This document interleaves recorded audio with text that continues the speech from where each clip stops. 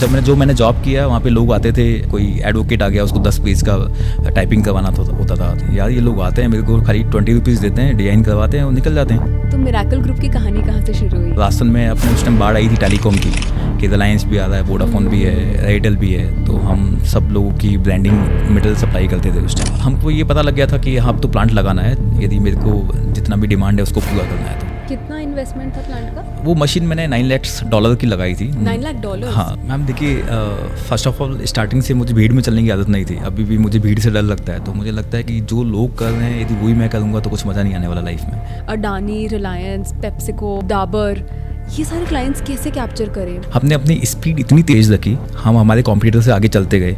वो 15 दिन में सर्विस देते थे, हम लोग 7 दिन में करने लगे। जब वो 7 दिन में देने लगे तो हम 3 दिन में देने लगे। तो उनसे आपको ऑर्डर आया, तो फिर उसके बाद पूरा एक्सप्लेन अस द प्रोसेस कि कैसे ऑर्डर प्रोक्योरमेंट से, प्रोडक्ट डेवलपमेंट से, कैसे डिलीवरी में क्या प्रोसेस होता है। और लेट्स से कि मैं आपको ये प्रोसेस, अच्छा इंटरेस्टिंग क्वेश्चन है, मैं आपको ये प्रोसेस थोड़ा लंबा है पर मैं बताना चाहूँगा आपको। This episode is sponsored by Midshare Technologies, the one-step solution for education, dedicated to making learning better for students, teachers and schools. बचपन में एक छोटा सा लड़का जयपुर के चौरा रास्ता में अपने पापा की किराने की दुकान संभालता था। जेब में पैसे कम थे पर सपने बहुत बड़े देखता था। स्कूल की फीस भरना मुश्किल थी, लेकिन रुकना उसने सीखा ही नहीं था। जिंदगी ने हर मोड़ पे इम्तिहान लिए और हर बार उसने जवाब मेहनत से दिए। टुडे दैट सेम बॉय, वही सेम लड़का, has build 1000 crore packaging and printing empire. ये कहानी है लोकेश अग्रवाल की, the man who proved miracles life में सिर्फ होते नहीं हैं, you have to make them happen. Hello Lokesh ji, और shall I call you LA? Welcome to Jaipur inspires. Thank you ma'am.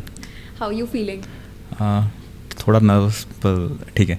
I'll make sure that you have a great time while we're shooting this podcast. I'm super excited and first of all really honored कि आपने time निकाला हमारे साथ छोटा सा ये shoot करने के लिए। Please inform me, ma'am. Before we talk about your empire that you've built with the packaging and printing industry, Miracle Group के साथ जो आपने इतना बड़ा empire build किया है, मैं पहले लोगों को बताना चाहती हूँ कि लोकेश अग्रवाल है कौन, and I think you should be the one who introduces yourself. Who is actually Lokesh Agarwal and what was your life before Miracle Group? Thank you so much Ritika, मेरे को इनवाइट करने के लिए यहाँ पे। सो फर्स्ट ऑफ ऑल मेरे को खुद को भी बिलीव नहीं हुआ कि ये छोटा सा एम्पायर कब 1000 करोड़ का एम्पायर बन गया। पर यस, मैं बताना चाहूँगा अपने बारे में कि कैसे मैंने जर्नी को स्टार्ट किया, क्यों लोग मुझे LA बोलते हैं और मैं कैसे यहाँ तक पहुँचा। तो फर्स्ट ऑफ ऑल ये लोकेश अग्रवाल हम सब लोगों में से ही एक आदमी है। मैं कोई ऐसा खास नहीं हूँ, ना मेरे कोई अंदर सुपर पावर है। हाँ ठीक है, मैंने डेली डिसीजन से कुछ ना कुछ सीखा है, मेहनत करी आगे। पर मैंने करी स्टार्टिंग जो करी, जैसा मैंने पहले ही बताया आप लोगों की कि चौड़ा रास्ते में मेरे पापा की ग्रॉसरी की शॉप थी। मैं स्कूल से डायरेक्ट उनके पास जाता था, मैं गवर्नमेंट स्कूल में पढ़ के निकला हूँ। तो पापा मुझे डेली वहाँ बुलाते थे क्योंकि उनको मार्केट से सामान वगैरह लाना पड़ता था। तो मैं जैसे स्कूल छूटता 2:30 मैं उनके पास जाता, डेली उनके साथ में बैठता। बिल्कुल पास में एक शॉप थी जहाँ पे लोग विजिटिंग कार्ड, बिल बुक्स के डिज़ाइन करते थे। तो मैं डेली उनको देखता और मुझे लगता था कि कभी मैं भी कुछ ना कुछ करूँगा इनका जैसा। तो मैंने वहाँ से ही मुझे लगा था कि मेरे को फ्यूचर ये डिसाइड करना है कि मेरे को डिज़ाइनिंग करनी है, पेंटिंग करनी है। तो फाइनली जब मैंने 9th पास करी तो मैंने देखा कि ये कहाँ सीखता है, कहाँ से हो सकता है। तो मैंने DTP का एक कोर्स किया, IIST करके एक इंस्टीट्यूट था। वो के कोर्स किस बारे में? DTP का कोर्स होता है, वहाँ पे डिजाइनिंग, प्रिंटिंग और टेक्नोलॉजी के बारे में आपको बताते हैं। पैरेलली मैंने साथ साथ में टाइपिंग की भी क्लासेस ली, जिससे मेरी टाइपिंग स्पीड थोड़ा तेज़ हुई। तो जैसे ही मैंने 9th पास किया तो मैंने एक टाइपिंग इंस्टीट्यूट था राजाबाग में, तो वहाँ पे जॉब स्टार्ट करी। मेरे को सैलरी मिलता था 500 रुपये। तो 10 to 5 मैं जॉब करता था वहाँ पे। फिर साथ साथ में मेरे फूफा जी की शादी कार्ड्स की शॉप थी। तो उनको एक डिज़ाइनर चाहिए था क्योंकि वो बाहर आउटसोर्स करवाते थे। तो मैंने उनके लिए एक कंप्यूटर ख़रीदा और उनकी शॉप पे डिज़ाइनिंग करने लग गया शादी कार्ड्स की। फिर थोड़े टाइम बाद मुझे रियलाइज़ हुआ कि यहाँ पे मुझे ग्रोथ नहीं मिल रहा है। तो मैंने अपना खुद का एक छोटा सा घर के नीचे एक शॉप डाली डिज़ाइनिंग की। तो मैं दिन में टाइपिंग का काम करता था राजाबाग के अंदर के इंस्टीट्यूट के अंदर। तो भी मुझे लगता था कि मैं फ्री हूँ, मॉर्निंग का टाइम और इवनिंग का टाइम मेरे पास फ्री है और मैंने इतना कोर्स किया है, सब कुछ किया है, तो कुछ कर सकता हूँ। तो दैट टाइम आई डिसाइडेड कि अर्ली मॉर्निंग टाइम में बच्चों को क्लासेस दूंगा, जो मैंने सीखा है वो आगे सिखाऊंगा। तो मॉर्निंग 7 to 9 में वो क्लासेस देता था, 10 to 5 मेरे को जाना पड़ता था जॉब करने। फिर शाम को 5 बजे के बाद मेरे पास टाइम फ्री था, घर पे मैं 5:30 या 6 o'clock आ जाता था। तो उसमें वो प्रिंटिंग एंड टाइपिंग वही सब सिखाते थे? हाँ, उसमें नॉर्मली क्या होता था, जो मैंने जॉब किया वहाँ पे लोग आते थे, जैसे कोई एडवोकेट आ गया, उसको 10 पेज का टाइपिंग करवाना होता था, तो हम उसको टाइपिंग करके प्रिंट आउट निकाल के देते थे। तो इवनिंग का टाइम मैंने देखा मेरे को 5:30 के बाद पूरा फ्री था, तो मैंने एक घर के नीचे एक छोटी सी शॉप खोल रखी थी। वहाँ पे लोग आते थे, मेरे से विजिटिंग कार्ड, बिल बुक की डिज़ाइन करवाते थे, पेपर किसी और से ख़रीदते थे और प्रिंटिंग किसी और से करा के डिलीवरी देते थे कस्टमर को। थोड़े टाइम तक चलता रही, 5-6 महीने 7 महीने। तो मैंने ये बात मेरे बड़े भाई को बताई कि यार ये लोग आते हैं, मेरे को खाली 20 रुपीज़ देते हैं, डिज़ाइन करवाते हैं और निकल जाते हैं, प्रिंटिंग किसी और से करवाते हैं, आदमी किसी और से लेते हैं और डिलीवर कर देते हैं, तो प्रॉफिट तो होगा जब ये ट्रेडिंग कर रहे हैं। तो भाई ने बोला कि ठीक है, जब ये लोग कर सकते हैं तू क्यों नहीं कर सकता। तो आई वॉज सो शाय, जैसे मुझे आज भी लग रहा है कि थोड़ा बोलने में दिक्कत आ रही है। तो उसको पता था कि थोड़ा कॉन्फिडेंस की दिक्कत है मेरे को, तो उसने मुझे साइकिल पे बैठाया और बोले चल ठीक है, आज डोर टू डोर मार्केटिंग करते हैं। अरे वाह। तो हम उस टाइम सोडाला, रामनगर सोडाला में रहते थे, तो हमने एक रोड पकड़ा, न्यू सांगने रोड, लजीज के रेस्टोरेंट के बिल्कुल पास में जो रोड थी। तो डोर टू डोर हमने शॉप टू शॉप मार्केटिंग किया, विजिटिंग कार्ड्स के ऑर्डर लिए और हमको फर्स्ट डे 8 या 9 ऑर्डर मिले। तो हम बहुत एक्साइटेड थे कि हाँ फर्स्ट डे हमने मार्केटिंग करी और हमको ऑर्डर मिला। तो उस टाइम मैंने डिसाइड किया कि मेरे को जॉब क्विट करना चाहिए और पूरा फोकस करना चाहिए मार्केटिंग के ऊपर। तो मैंने डेली अलग एक नई रूट पकड़ता, वहाँ पे मार्केटिंग के लिए निकल जाता, डिज़ाइन करता, अपने आप डिज़ाइन करवाता, ट्रेडिंग प्रिंटिंग किसी और से करवाता, आरएम किसी और से लेता और डिलीवर कर देता था। अच्छा प्रॉफिट मिलने लग गया उस टाइम। 2002 में पापा ने बोला मुझे ग्रॉसरी शॉप बंद करनी है, क्योंकि मेरे पापा का क्रैकर्स का बिजनेस था। हाँ, पटाखों का। अच्छा। तो वो क्या करते थे 2002 तक खाली दिवाली पे 10 दिन के लिए रेंट पे एक शॉप लेते, वहाँ पे क्रैकर्स का सेल करते और वापस ग्रॉसरी शॉप चालू कर देते थे। पर 2002 में उन्होंने डिसाइड किया कि मुझे परमानेंट क्रैकर्स शॉप 365 डेज चालू करनी है। चलता था 365 डेज? हाँ, नॉर्मली चलता था। अभी तो आपने देखा होगा शादी पार्टियों में, हाँ, या फिर होलसेल का भी काम था उनका, तो कोई ना कोई आता रहता था। तो हमने एक शॉप ली पापा के लिए हवा महल पे, क्योंकि मेजर मार्केट क्रैकर्स का हवा महल ही है। तो जो पापा की करंट शॉप थी ग्रॉसरी वाली चौड़े रास्ते में, वो खाली हो गई। तो मुझे एक टर्निंग पॉइंट मिल गया कि ठीक है मार्केट के अंदर जाते हैं, वहाँ पे प्रिंटिंग की शॉप चालू करते हैं। तो 10 बाई 10 की एक शॉप थी, तो उसमें मैंने डिजाइनिंग भी खोला। उसके अंदर एक शादी कार्ड्स की भी छोटी सी रैक लगाई जहाँ पे शादी कार्ड्स रख सकते थे, और स्क्रीन प्रिंटिंग भी मैंने वहाँ पे चालू करी। तो ऐसे मैंने अपने करियर को वहाँ से स्टार्ट किया। फिर डे बाय डे हमने लेबल्स की ट्रेडिंग स्टार्ट करी, फिर 1 by 1 प्रोडक्ट स्टार्ट किए, और ऐसे करके हमने इतना बड़ा एम्पायर बनाया। Crazy journey. आई थिंक अभी जैसे जैसे हम पॉडकास्ट में आगे बढ़ेंगे, people will get to know more about how miracle group has risen and till where it's going next level. So आपने स्टार्ट किया पापा की ग्रोसरी की दुकान से चौड़ा रास्ता में, देन आपने अपने किसी रिलेटिव के उस पर काम किया, डिज़ाइनिंग, शादी कार्ड डिज़ाइनिंग, जिसमें 500 रुपये महीना कमाते थे। Yes ma'am. फिर आपने ट्रेनिंग वगैरह देना स्टार्ट किया बच्चों को कि लेबल डिज़ाइनिंग कैसे बनाते हैं, एंड धीरे धीरे करके now let's talk about the empire of miracle group. तो मिरेकल ग्रुप की कहानी कहाँ से शुरू हुई? मैम एक्चुअली ये मिरेकल ग्रुप ऐसे ही मिरेकल ग्रुप नहीं बना। जब मैंने 2001 में आपको बताया 10 बाई 10 की एक शॉप के अंदर स्क्रीन प्रिंटिंग भी डाली और डिजाइनिंग भी डाली, शादी कार्ड्स भी डाले। तो जब मैंने डिजाइनिंग से रिलेटेड और प्रिंटिंग से रिलेटेड नाम रखा Agarwal computer and printers. Agarwal computer? हाँ, अग्रवाल कंप्यूटर एंड प्रिंटर्स करके। फिर ये बात है 2001 की, जब मैंने नाम डिसाइड किया अग्रवाल कंप्यूटर एंड प्रिंटर्स। पर धीरे धीरे करके हमने लेबल की ट्रेडिंग स्टार्ट कर दी, लेबल बनाने लग गए। फिर हम लोगों ने पैकेजिंग के अंदर एंटर किया, लोगों की ज़रूरत को देखते हुए, खुद की ज़रूरत को देखते हुए हमने पैकेजिंग के अंदर एंटर किया। देन हमने दूसरा नाम चेंज किया, स्मार्ट लेबल एंड पैकेजिंग करके। ये 2005 में हमने नाम रखा smart label and packaging. Then हम ट्रेडिंग, कार्टन की ट्रेडिंग कर रहे थे, लेबल की ट्रेडिंग कर रहे थे। तो हमको लगा कि हम जो ट्रेडिंग कर रहे थे वो पूरी, जितना हमारे पास डिमांड थी उतना कैपेसिटी हम यूटिलाइज पूरी नहीं कर पा रहे हैं। तो हमको 2008 में अपना खुद का प्लांट लगाना पड़ा। वो भी मैंने स्मार्ट लेबल एंड पैकेजिंग के नाम से 22 दाम पे एक मैनुअल प्लांट लगाया 500 गज के अंदर। पर धीरे धीरे हमारी कस्टमर की डिमांड बढ़ती गई और हमको भी लगा कि ग्रोथ यदि डबल डिजिट ग्रोथ करनी तो ऐसा तो नहीं चलेगा। तो उस टाइम सिर्फ फिर पैकेजिंग का काम करते हाँ, मैं पैकेजिंग करता था, ट्रेडिंग करता था नॉर्मली। पैकेजिंग किस टाइप की? जितना भी आप कॉर्पोरेटिव बॉक्सेस देखेंगे या लेबल्स देखेंगे, उस टाइम हमने ब्रांडिंग मेटल भी चालू किया था, लाइक पोस्टर्स, बैनर्स, डैंगलर्स। तो राजस्थान में अपने उस टाइम बाढ़ आई थी टेलीकॉम की कि रिलायंस भी आ रहा है, वोडाफोन भी है, एयरटेल भी है, तो हम सब लोगों की ब्रांडिंग मेटल सप्लाई करते थे उस टाइम। B2B ज़्यादा होता था? मोस्टली B2B था, B2C हाँ। हमारे पास कोई भी कस्टमर नहीं था, Okay. B2B था। तो 2010 में हमको लगा कि हम जो भी ट्रेडिंग कर रहे हैं या छोटा सा एक सेटअप लगाया हुआ है, हमारी स्पीड इतनी तेज़ थी कि जो भी ऑर्डर आ रहे हैं हमको, मतलब ऑर्डर ज़्यादा थे, हम फुलफ़िल नहीं कर पाए थे। इवन एक एक करके हमने राजस्थान में, मतलब जयपुर के अंदर 5 से 6 जगह जॉब वर्क स्टार्ट किया, वो भी इस क्वांटिटी को फुलफ़िल नहीं कर पा रहे थे, इतनी ऑर्डर्स थे हमारे पास। तो गवर्नमेंट ने एक 2010 में या 2009 में एक स्कीम लेके आई, क्लस्टर स्कीम।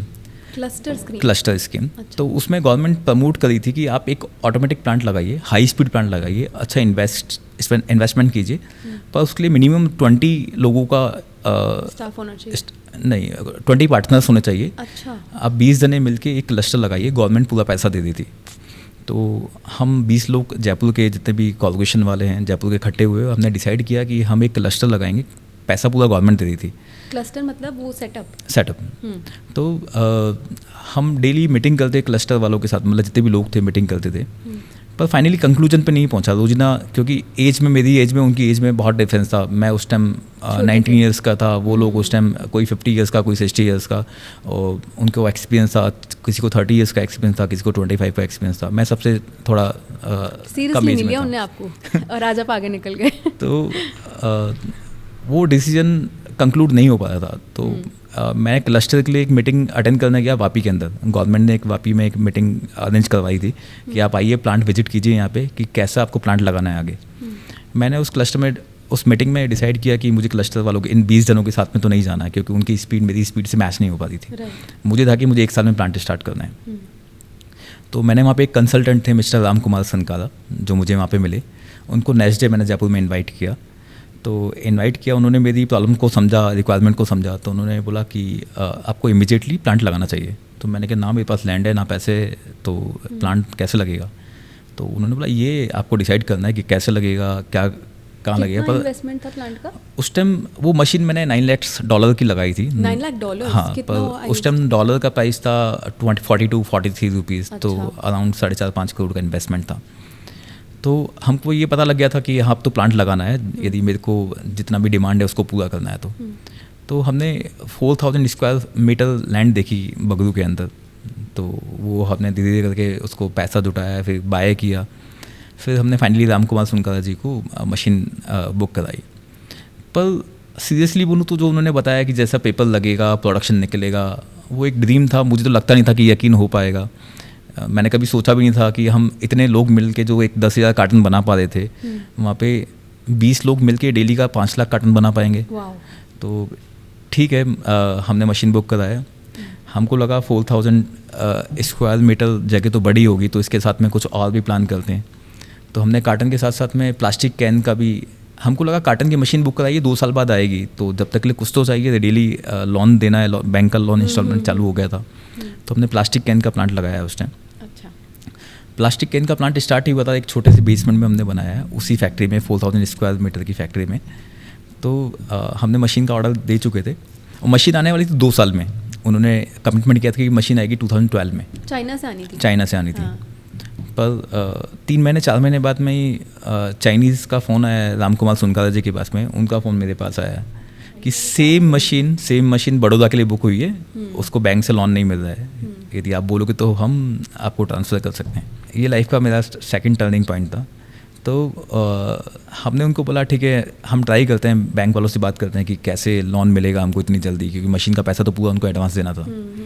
तो पापा ने, बड़े भैया ने बात करी बैंक वालों से कि कैसे पैसे मिल सकता है। तो उस टाइम हमने जो भी हमारे पास था सब कुछ मॉर्गेज कर दिया था। मशीन वहाँ से रवाना हो गई, जब तक सिर्फ यहाँ पे सिविल वर्क कंप्लीट हुआ था। तो फाइनली हमने मशीन को अनलोड करवाया और मशीन जो स्टार्ट होने वाली थी 2013 में, वो मशीन 2011 में 4 फरवरी 2011 में हमने स्टार्ट करी। तो ऐसे करके ये उस टाइम हमने, ये आपकी पहली फैक्ट्री थी ये ना? पहली फैक्ट्री आपने थी। अपना घर मॉर्गेज किया था यस इसके यस लिए? मैम। तो जब पहला प्रोडक्शन निकला 2011 के अंदर, जैसा उन्होंने बताया था वैसे ही बिल्कुल एज इट इज़ हुआ कि पेपर डाला, पेपर डाल के सीधा कार्टन निकल रहा है, कार्टन आके लोडिंग हो रहा है। तो वो सीरियसली एक मिरेकल था हमारे लिए। हमको एक लाइफ में नया लेस मिल गया कि क्या करना है आगे, पैकेजिंग के अंदर ही हमको जाना है, रोड मैप मिल गया। तो वो देखा जाए तो जिसने भी देखा उसको, चाहे मैं मेरी बात करूँ या दोनों ब्रदर की बात करूँ, तो वो एक मिरेकल ही था हमारे लिए। तो डैट डे वी डिसाइडेड कि हमको कंपनी का नाम मिरेकल रखना है। आपने देखा होगा तो यदि लोगो देखा है तो लोगो भी हमने उसी अकॉर्डिंग रखा है कि एक बच्चा है, बच्चे के हाथ में पूरा अर्थ घूम रहा है। कि यदि कोई सोचे, यदि कोई ठान ले तो वो पूरा करना ही करना है। तो ऐसे करके ये मिरेकल नाम रखा गया।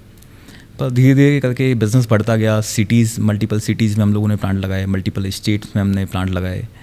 ये कब मिरेकल ग्रुप बन गया हमको पता भी नहीं चला। वाह, बहुत ही ब्यूटीफुल और क्रेजी जर्नी है। आई मीन लोग अच्छे से सुने और आपके बारे में स्टडी करें तो जब हम आपके बारे में रिसर्च कर रहे थे और मैं आपके बिजनेस हेड और सबसे बात कर रही थी, तो आई नेवर थॉट कि यार ऐसी भी चीज़ें हो जाती हैं। And when you make your way कि आप ठान लो कि आपको कुछ करना है, तो एवरीथिंग फॉल्स इन प्लेस और आपके साथ सही चीज़ें होती जाती हैं।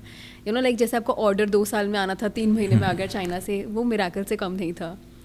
तो पहले अपन उसके बारे में बात करते हैं कि मिरेकल ग्रुप से पहले जब आप इस लाइन में आ रहे थे, डोर टू डोर मार्केटिंग के बाद कैसे बिजनेस कैप्चर करने लगे? एक आपकी वो गंगानगर की मैंने स्टोरी सुनी थी कि आप स्टेशन पे किसी को छोड़ने गए एंड देन आप स्लीपर्स में थे, कुछ भी सामान नहीं था, आपके पास फ़ोन आया कि ऑर्डर चाहिए तो कल सुबह सेठ से आके मिल लो गंगानगर में, और आप वैसे के वैसे गंगानगर की ट्रेन पकड़ के निकल लिया।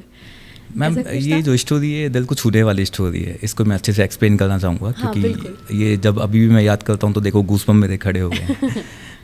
एक्चुअली जब ये गंगानगर की स्टोरी, इससे पहले मैं लेबल का ट्रेडिंग स्टार्ट करी थी, मैंने लेबल का बिज़नेस स्टार्ट किया था।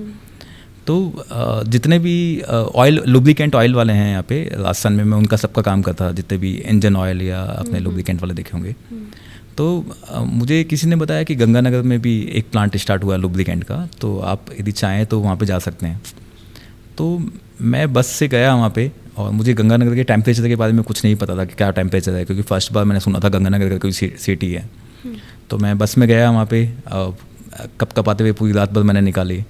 जैसे ही गंगानगर पहुँचा 6:30 मॉर्निंग में, तो देखा वहाँ पे टेम्परेचर बहुत माइनस में था और मैं सहन नहीं कर पाया था उस सर्दी को। तो मुझे लगा कि कुछ भी होके वापस निकलना पड़ेगा यहाँ से। तो मैंने बस पता करी कि नेक्स्ट बस कब की है, तो किसी ने बताया 10:30 है नेक्स्ट बस। तो मैं वेट कर रहा था बस स्टैंड पे। जैसे जैसे टाइम निकलता गया, सुबह 9 o'clock हुए, सूरज आया तो टेम्परेचर नॉर्मल हुआ। तो मुझे लगा कि किस्मत भी चाहती है कि मैं रुकूँ और जिस काम के लिए आया हूँ वो करके जाऊँ। तो मैं जिस लुब्रिकेंट वाले से मुझे मिलना था मैं मिला, उससे ऑर्डर भी लिया। जब तक वो 10:30 वाली बस भी निकल चुकी थी, तो उसके बाद मैं सीधा इवनिंग में बस थी। तो मैंने उनसे पूछा कि कुछ कर सकता हूँ मैं पूरे दिन भर में यहाँ पे, जिसे यूटिलाइज़ करूँ पूरे दिन को। तो उन्होंने बोला पता नहीं, पर यहाँ पे एक बहुत बड़ी फैक्ट्री है एडिबल ऑयल्स की, पर वो किसी को रिस्पॉन्स देते नहीं है। बहुत बड़ा प्लांट है, इंडिया का टॉप अच्छे प्लांट्स में वो प्लांट था। तो आप देख लीजिए यदि आपको एंट्री मिलती है तो फैक्ट्री के अंदर। तो मैं उस फैक्ट्री में गया, मुझे बड़ी मुश्किल से एंट्री मिली अंदर। एंट्री मिली तो उन्होंने मुझे कुछ सैंपल इग्नोर करने के लिए सैंपल दे दिए कि ठीक है आप आए हो तो सैंपल ले जाओ, हम आपको बता देंगे। मैं जयपुर आया, मैं चेज करता रहा उनको काफ़ी दिन तक, उन्होंने कोई रिस्पॉन्स नहीं दिया। एक दिन मैं मेरे कज़न को जोधपुर जा रहा था वो, तो मैं रेलवे स्टेशन पे छोड़ने गया था, स्लीपर्स में था, जेब में कुछ पैसे नहीं थे मेरे पास ज़्यादा। तो उस टाइम मेरे पास पेजर था, ये 99 या 2000 की बात है। तो उस टाइम पेजर था मेरे पास में। तो उनके प्लांट हेड का मेरे पास मैसेज आया पेजर पे, कॉल मी। तो सामने मैंने देखा एक STD PCO था। तो मैंने जाके उनको कॉल किया वहाँ से। तो उन्होंने बोला कि मेरे को नीड है अर्जेंटली, पर यदि मॉर्निंग में आओगे तो तुम्हें ऑर्डर मिलेगा, नहीं तो ये ऑर्डर नहीं मिलेगा। मैं लास्ट 2-3 मंथ्स उनको चेज कर रहा हूँ और मुझे लगता था कि लाइफ का मेरा सब एक ड्रीम है कि इतनी बड़ी कंपनी के साथ में मैं काम करूँ। तो मॉर्निंग में पॉसिबल नहीं था मेरे को पहुँचना, मुझे ऐसा लगा। पर मैंने देखा सामने गंगानगर की ट्रेन खड़ी है, पर मैं नॉर्मल कपड़ों में था, स्लीपर्स पहन रखी थी, पैसे नहीं थे जेब में। तो उसकी जो एक कोयले वाली बोगी होती है जिसमें कोयले रखे हुए होते हैं, तो मैं उस बोगी में चढ़ गया बिना पैसे में, क्योंकि पैसा नहीं था मेरे पास। सीधा गंगानगर पहुंचा। मॉर्निंग में जिस कंडीशन में था उस कंडीशन में उनसे मिला और उन्होंने बोला कि मेरे को इमरजेंसी में ये लेबल 7 दिन के अंदर चाहिए। तो वो फर्स्ट ऑर्डर 50,000 रुपीज़ का था। मैंने आज तक कभी इतना बड़ा ऑर्डर नहीं देखा था जब तक। तो मुझे लगा कि सेफ जोन से बाहर निकल, उस दिन एक लेसन था कि सेफ जोन से आपको बाहर निकलना पड़ेगा, कंफर्ट जोन से बाहर निकलना पड़ेगा। तो मैं वो ऑर्डर लेके आया, मैंने कंप्लीट किया ऑर्डर को। तो यही स्टोरी है गंगानगर की।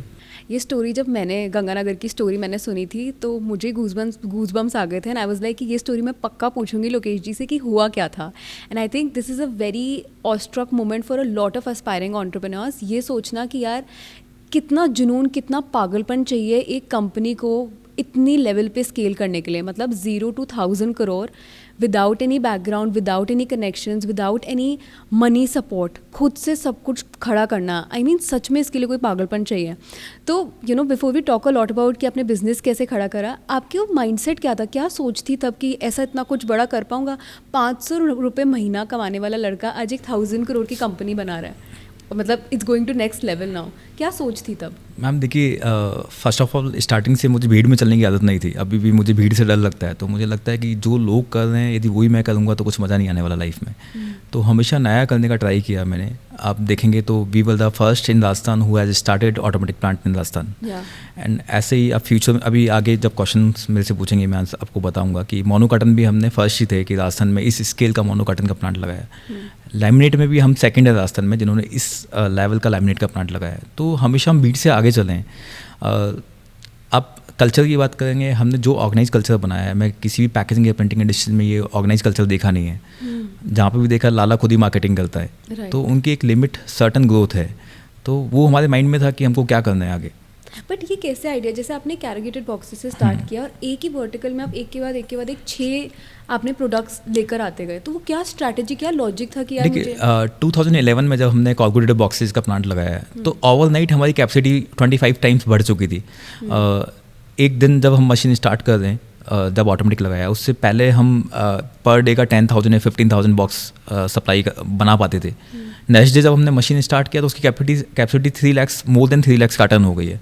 तो हम खुद समझ नहीं पाते थे कि मशीन तो लगा लिया है, अभी इंस्टॉलमेंट स्टार्ट हो गया है, बैंक को पैसा देना है। तो हमको ये समझ में आ गया था कि मशीन लगाना आसान है पर उसको यूटिलाइज तो करना पड़ेगा यदि बैंक की इंस्टॉलमेंट देनी है। तो मैंने और मेरी टीम ने डिसाइड किया कि हमको इंडिया के हर कॉर्पोरेट को टच करना है, उनकी प्रॉब्लम को समझना है, हमको सॉल्व कैसे करना है, हमारे कॉम्पिटिटर के ऊपर फोकस करना है कि वो कहाँ पे है, हमको उसके आगे कैसे रहना है। तो जैसे ही प्लांट स्टार्ट हुआ हमने पूरा मार्केटिंग स्टार्ट किया, हर जगह, हर सिटी, हर मेट्रो, हर कॉर्पोरेट को टच किया। तो हमने जाना कि पैकेजिंग सिर्फ एक बॉक्स नहीं है, वो इमोशंस है। क्या क्लाइंट सफ़र कर रहा है वो हमको समझ में आया। मुझे लगा है कि मल्टीपल लोगों से क्लाइंट बात कर रहा है, कम्युनिकेशन गैप बहुत ज़्यादा है, इतने प्लांट भी नहीं थे तो फ्रेट कॉस्ट उनको बहुत ज़्यादा आ रहा है, क्वालिटी एक जैसी नहीं मिल रही है रेगुलर। तो हमने स्टार्टिंग से वर्क किया कि जो क्लाइंट की प्रॉब्लम्स है उस पर फोकस करना है। तो 2011 में मैंने जैसे ही स्टार्ट किया हमको मल्टीपल्स ऑर्डर मिलने लगे, क्योंकि राजस्थान में पहला ऑटोमेटिक था, लोगों को ज़रूरत थी, उस टाइम डिमांड इतनी थी। तो हमने 1 बाय 1 करके, जब जो मैंने गंगानगर वाली बात बताई वो एक कॉर्पोरेटिव कंपनी थी, मल्टीनेशनल कंपनी थी। क्या नाम था कंपनी का? मैं कंपनी का नाम तो शेयर नहीं कर सकता, पर वो मल्टीनेशनल की कंपनी थी। तो जब हम उस कंपनी के साथ में जुड़े तो 1 बाय 1 हमारे पास अडानी एक बड़ा क्लाइंट आया, बुंगे एक बड़ा क्लाइंट आया। तो लोग आते गए, जुड़ते गए। 2014 में भी, मतलब जब 2011 में हमने ये प्लांट लगाया तो इवन हमारे कॉम्पिटिटर में बोल देते कि ये पापा को बर्बाद कर देगा या इतना पैसा लगा दिया, राजस्थान में इंडस्ट्रीज थी ही नहीं। तो लोग मुझे फॉलो कर रहे थे कि ये फ्यूचर में क्या होने वाला है, सक्सेस होते हैं नहीं होते हैं। और लोगों को लगा भी था कि मैं परेशान हो रहा हूँ, मैंने इतना बड़ा सेटअप लगा लिया, ये अपनी लोग अज्यूम करने लग जाते हैं। तो 2013 तक हमारा बिज़नेस अच्छा चल रहा था। 2014 में हमने सेकंड प्लांट लगाया राजस्थान में कॉर्पोरेटेड बॉक्सेस का ही, क्योंकि इतनी डिमांड बढ़ चुकी थी, क्योंकि हम फर्स्ट थे तो सारे जो भी ऑर्डर आए थे वो हमारे पास में आ रहे थे। तो 2014 में भी हमने सेकंड प्लांट राजस्थान में लगाया, जब तक लोगों को समझ में आ चुका था कि फ्यूचर तो यही है। तो देखा धीरे धीरे कंपटीशन बढ़ता जा रहा है। 2015 के बाद में 1 साल हमने ग्रोथ कम करी, तो हमको समझ में आया कि फ्यूचर ऐसे तो नहीं चलने वाला, स्ट्रैटेजी चेंज करनी पड़ेगी। हमने रोड मैप दोबारा टीम के साथ में बैठा, रोड मैप बनाया कि हम इसको फ्यूचर में आगे कैसे ग्रोथ करेंगे, क्योंकि हमको डबल डिजिट ग्रोथ करनी थी, स्टार्टिंग से फिक्स था हमारा। तो हमने कॉर्पोरेटेड बॉक्सेस के बाद में देखा कि सेकंड प्रोडक्ट कौन सा है जहाँ पे हम बहुत जल्दी स्पीडली ग्रो कर सकते हैं। तो उससे पहले जो हम लेबल सप्लाई करते थे वो बिल्कुल ट्रेडिशनल लेवल थे। हमको लगा कॉस्मेटिक में जाना है या मल्टीनेशनल के लेबल सप्लाई करने हैं, तो हमने प्रीमियम प्रोडक्ट लेबल बनाना स्टार्ट किया। तो हमने मशीन लगाया 2015 में लेबल का। वो मशीन भी 1 साल में हम 100% कैपेसिटी पे चलाने लग गए। फिर हमको प्रोडक्ट और अपनी बास्केट में ऐड करने थे, तो हमने 2018 में 17 में मोनो कार्टन स्टार्ट किया। मोनो कार्टन लाइक आप देखती होगी अभी जो भी मेडिकल के बॉक्स आते हैं, या पेस्ट कॉलगेट देखा होगा, डाबल देखा होगा आपने, फ्लेक्सिबल वाले जो होते हैं, नहीं लाइक छोटे जो डुप्लेक्स बॉक्सेस होते हैं उसको मोनो कार्टन बोलते हैं। अच्छा, I was also reading that आपने जो अपना कंपनी मिरेकल ग्रुप का फुटप्रिंट है पूरे पैन इंडिया में एक्सपैंड कर दिया है अब, like north west east, Himachal, Rajasthan, Gujarat. तो वो कैसे एक्सपेंशन कैसे प्लान हुआ? मैम 2017 तक हम ओनली राजस्थान के अंदर थे। राजस्थान के अंदर हमने मल्टीपल प्रोडक्ट स्टार्ट किए, लाइक लेबल्स थे, कॉलगेशन था, प्लास्टिक कैन थी, मोनो कार्टन भी हम 2017 में स्टार्ट कर चुके थे। 18 तक हमको लगा कंपटीशन बहुत ज़्यादा है, और कस्टमर को हमको यहाँ से हम गुजरात सप्लाई कर रहे हैं, यहाँ से पंजाब सप्लाई कर रहे हैं, यहाँ से बंगाल सप्लाई कर रहे हैं, तो फ्रेट कॉस्ट बहुत आ रहा था। क्योंकि हमारा जो बॉक्सेज वॉल्यूमेट्रिक आइटम है उसमें फ्रेट कॉस्ट 15% 20% आ रहा, इट्स ए बिग डील। तो हमने देखा कि सेकंड लार्जेस्ट सेल हमारी कौन से स्टेट में है, तो हमको पता हुआ कि हमको लगा कि गुजरात एक ऐसा स्टेट है जहाँ पे हम राजस्थान से काफ़ी कुछ सप्लाई कर रहे हैं। तो हमने मल्टीपल स्टेट का जो ये कंसेप्ट चालू किया, सबसे पहले गुजरात से किया, हम राजस्थान से बाहर निकले। 2018 में हमने गुजरात के अंदर प्लांट डाला, और जब हमने देखा कि अब यदि हमको मल्टीपल स्टेट्स में प्लांट लगाने हैं तो हमको हमारी SOPs, प्रोसेस, सॉफ्टवेयर, उसके ऊपर इन्वेस्ट करना पड़ेगा। तो हमने साथ साथ पैरेलली ऐसा टीम बिल्डअप किया, ऑर्गेनाइज कल्चर स्टार्ट करने का ट्राई किया। क्योंकि हमने अपने कॉम्पिटिटर को देखा तो वो सारे कॉम्पिटिटर कोई एक फैक्ट्री चला रहा है, कोई मैक्सिमम 2 फैक्ट्री चला रहा है, वो पूरा लाला मतलब ट्रेडिशनल वे में चला रहे थे। तो हमने देखा कि वो मल्टीपल फैक्ट्री क्यों नहीं चला पा रहे, तो उसके पीछे था कि अनऑर्गेनाइज सेक्टर है ये, और वो अपने आप को ऑर्गेनाइज नहीं कर पा रहे थे। तो हमने फर्स्ट स्टार्ट किया, अपने आप को ऑर्गेनाइज किया, मल्टीपल लोग हायर किए, टेक के ऊपर काफ़ी इन्वेस्ट किया। फिर हमने गुजरात वाली फैक्ट्री स्टार्ट कर दी। हमने देखा वो जब प्रोसेस सेट हुए तो वो अच्छे से चल रहा है, सब कुछ स्मूथ हो गया। हमने वही प्रोसेस जो राजस्थान वाली फैक्ट्री में थे वही प्रोसेस इम्प्लीमेंट किया गुजरात में, प्रॉफिट सेंटर बनाया, प्लांट हेड को फ्रीडम दी। तो हमको लगा कि हाँ अभी हम मल्टीपल स्टेट्स में काम कर सकते हैं। फिर 2020 में हमने पंजाब में टेक ओवर किया। उसके बाद में 22 में हमने लैमिनेट्स का प्लांट डाला जयपुर में। हमको लगा जो हमारे क्लाइंट है जिसको लेबल लगता है, कॉलोगेशन लगता है, प्लास्टिक कैन लगता है, उनको लैमिनेट भी लगता है, तो हमको लगा सेम क्लाइंट से यदि हम बिज़नेस और बढ़ा सकते हैं, ग्रो कर सकते हैं एक प्रोडक्ट बढ़ा के, तो हमने लैमिनेट्स का बिज़नेस किया। और लैमिनेट अभी हमारा प्राउड है, हमने बहुत जल्दी ये भी इंडिया के लिए कहानी है, बहुत जल्दी 0 से 800 टन्स में हम पहुँचे हैं विदिन 2 ईयर्स के अंदर। It's a big tale. फिर 2023 में हमने कुछ नया ही नहीं किया, पर जैसे एज ए मिरेकल हमको आदत है कि हर साल कुछ ना कुछ नया करने की, तो हमने 2024 में एक साथ 2 प्लांट टेक ओवर किए। One is Himachal, second is Calcutta. Calcutta भी हमारे लिए प्राउड है, क्योंकि कैलकाटा के अंदर बहुत सारे मल्टीपल प्रोडक्ट हम एक ही फैक्ट्री के अंदर बना रहे हैं, और इन द 1 ईयर हमने ग्रोथ बहुत अच्छी कर दी है कैलकाटा के अंदर। तो इस तरीके से हमने अपने फुटप्रिंट रखे हैं अभी इंडिया के अंदर। पर अभी भी हम लोगों का यही कंसेप्ट है कि हर साल में हमको कुछ नया करना है। इन्वेस्टमेंट अभी आपने यदि लेटेस्ट में न्यूज़ भी देखा होगा तो हमने 125 करोड़ इन्वेस्ट किए in the last quarter Q2। तो ऐसे करके हम लोगों ने इसको मल्टीपल स्टेट्स में अपने फुटप्रिंट लगाए। अभी आपने जो बात करी ना अनऑर्गेनाइज्ड और ऑर्गेनाइज सेक्टर के लिए, अभी भी बहुत सारे ऐसे मल्टीपल बिजनेस हैं जो बहुत ही अनऑर्गेनाइज वे में काम कर रहे हैं।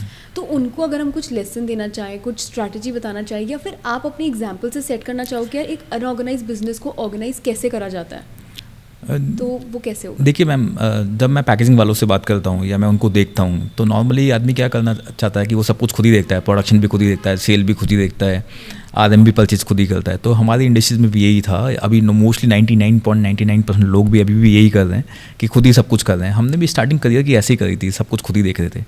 पर जैसे जैसे हमने काम को डाइवर्ट किया, ऑर्गेनाइज लोग आए, तो स्मूथली हमारा काफ़ी अच्छी ग्रोथ हुई। टैग के ऊपर हमने इन्वेस्ट किया, तो मुझे लगता है डिपेंडेंसी ख़त्म करनी लगेगी। मोस्टली लोगों को लगता है जो मैं कर सकता हूँ वो मेरी टीम नहीं कर सकती, पर ऐसा नहीं होता। मुझे लगता है मेरे से ज़्यादा मेरा टीम बेटर कर पाती है।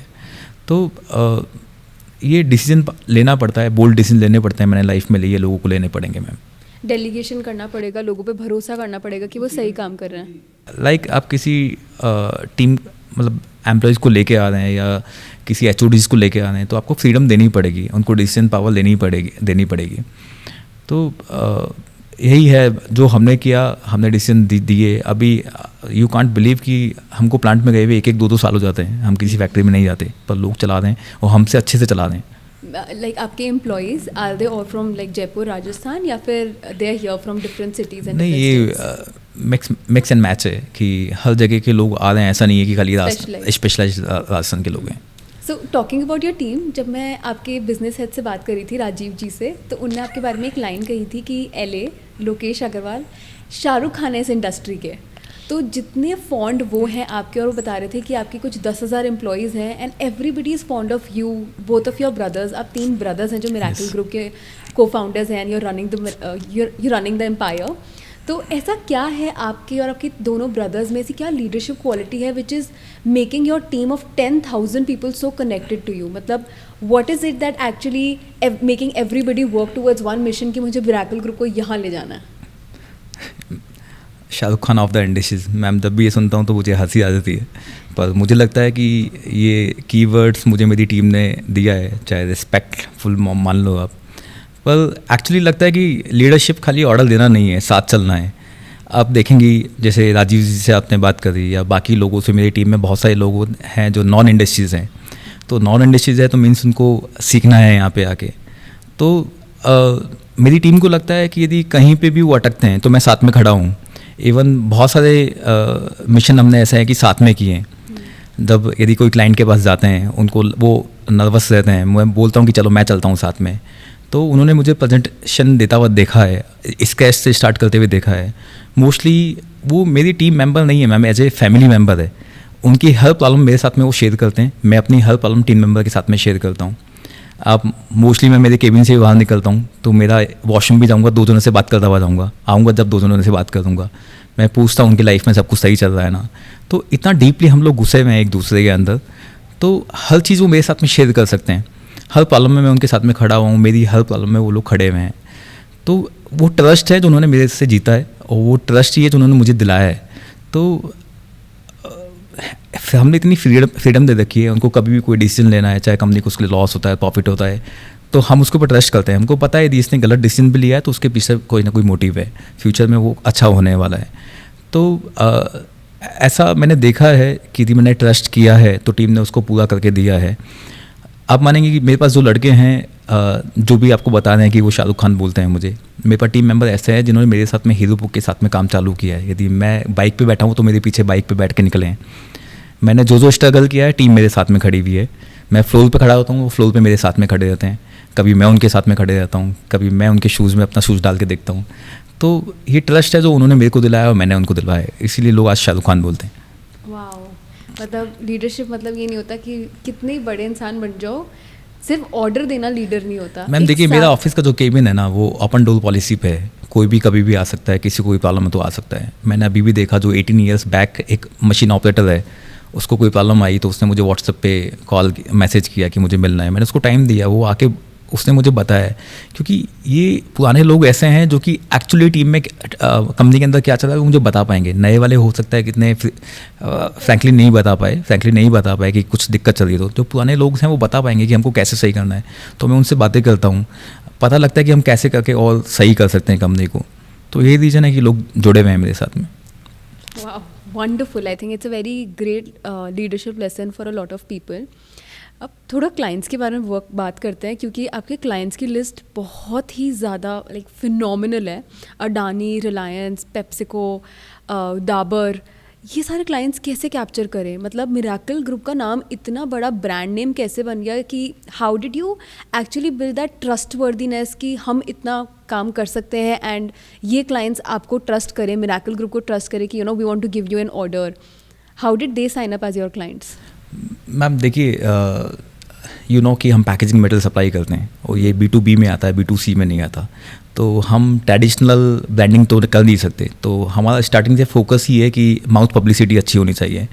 हमने एक जो स्टार्टिंग में जो भी ब्रांड की स्टार्ट की या 2-3 ब्रांड के साथ में काम किया, हमने ट्राई किया कि किसी भी क्लाइंट को हमको एक बार स्टार्ट करने के बाद में बंद नहीं करना पड़ेगा, आइदर क्वालिटी हो या सर्विस हो। हमने अपनी स्पीड इतनी तेज़ रखी, हम हमारे कॉम्पिटिटर से आगे चलते गए। वो 15 दिन में सर्विस देते थे, हम लोग 7 दिन में करने लगे। जब वो 7 दिन में देने लगे तो हम 3 दिन में देने लगे। तो हमने ये ब्रांड बिल्डअप किया कि लोगों को कहीं पे भी दिक्कत है, कुछ भी, हमारे जो भी क्लाइंट है कहीं पे भी दिक्कत है उनको, कहीं पे भी पैकेजिंग में कोई भी नीड है, उनको सिर्फ एक ही नाम याद आए, miracle, one stop solution. Yes. तो फिर सेकंड रीजन है, लोगों को मल्टीपल लोगों से बात करनी पड़ती थी, मल्टीपल प्रोडक्ट के लिए यदि R&D करनी है तो मल्टीपल लोगों से बात करनी पड़ी थी। हमने अपनी बास्केट में इतने सारे प्रोडक्ट अरेंज किए या बनाए कि लोगों को वन स्टॉप सॉल्यूशन एक ही अम्ब्रेला के नीचे मिले। तो नॉर्मली लोग आप देखते हैं कि हर जगह परचेज मैनेजर एक होता है, वो जॉब हर 3-4 साल में जॉब चेंज करता है। तो लेट्स से कि डाबर में कोई परचेज वाला है अभी, और उसने अपना पेन हमारे साथ में शेयर किया, उसको एक वेंडर चाहिए जो उसको टाइम पे माल दे या अच्छी क्वालिटी दे और अच्छी रेट्स में दे। उसने हमको स्टार्ट किया, हमने 3 साल उसको अच्छी सर्विस दी जब वो डाबर में काम कर रहा है। आज यदि वो कहीं छोड़ के दूसरी कंपनी में ज्वाइन करता है, दूसरी मल्टीनेशनल ज्वाइन करता है, वहाँ पे सेम पेन उसको होता है, वो सबसे पहले उसको नाम याद आएगा मिरेकल कि यहाँ पे इंट्रोड्यूस करते हैं।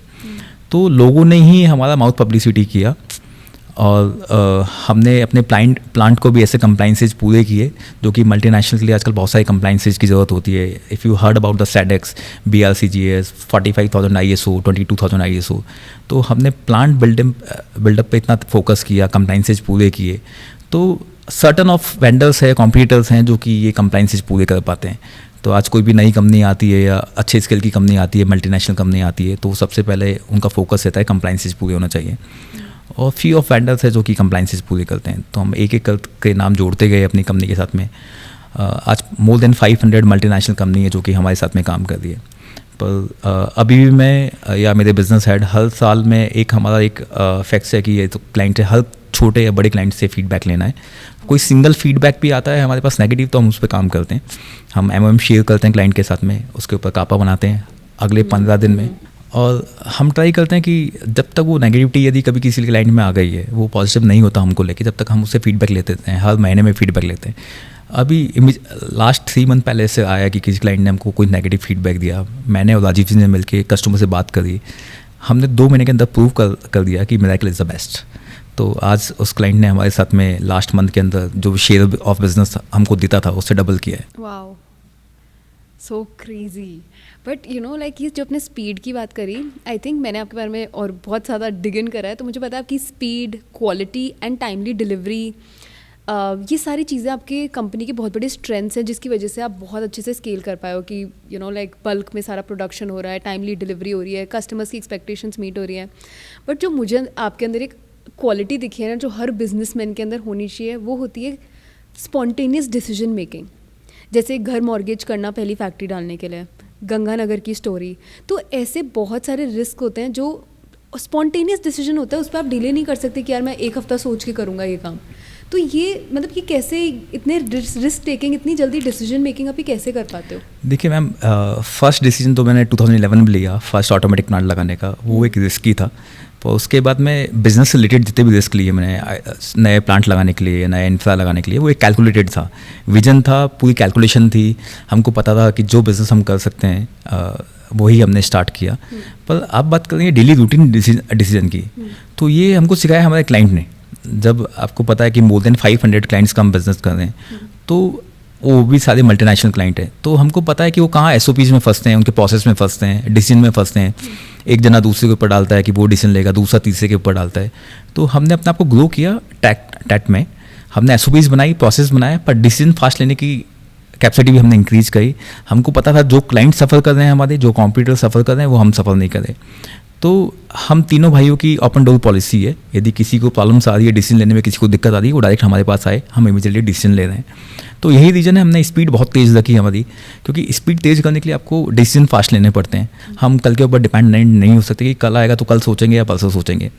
तो अभी भी डेली ऐसा बहुत सारे डिसीजन होते हैं जो कि लेने पड़ते हैं, जो ले रहे हैं हम।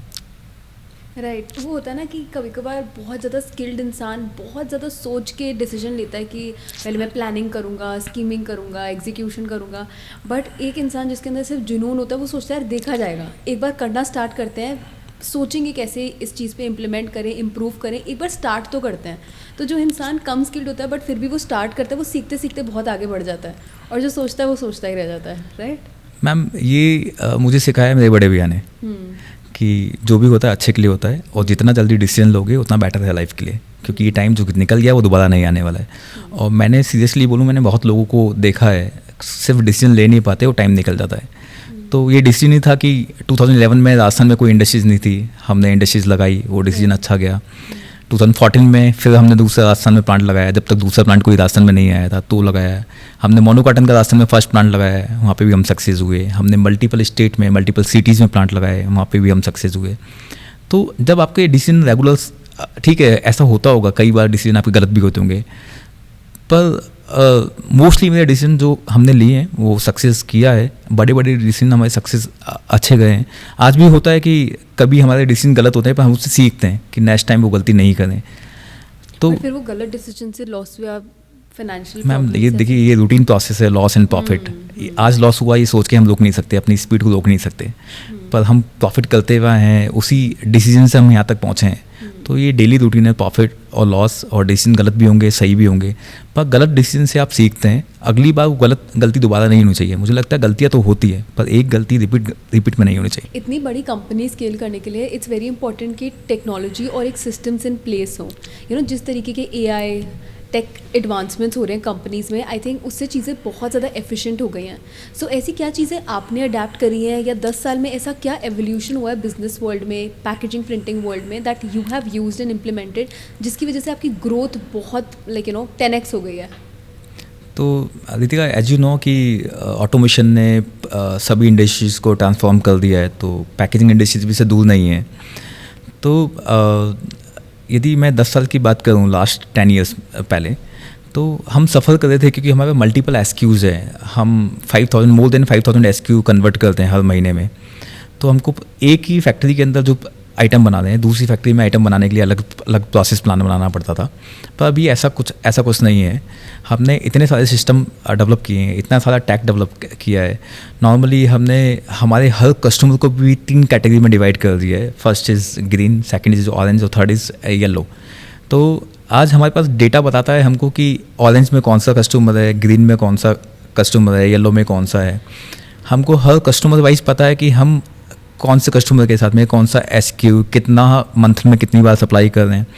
हमको ये पता है कि हर कस्टमर हमको कितना प्रॉफिट दे रहा है, कौन सा कस्टमर कितना लॉस दे रहा है। पर्टिकुलर एक SKU के ऊपर पर हमको पता है कि किस पे हमको लॉस जनरेट हो रहा है, किस पे प्रॉफिट जनरेट हो रहा है।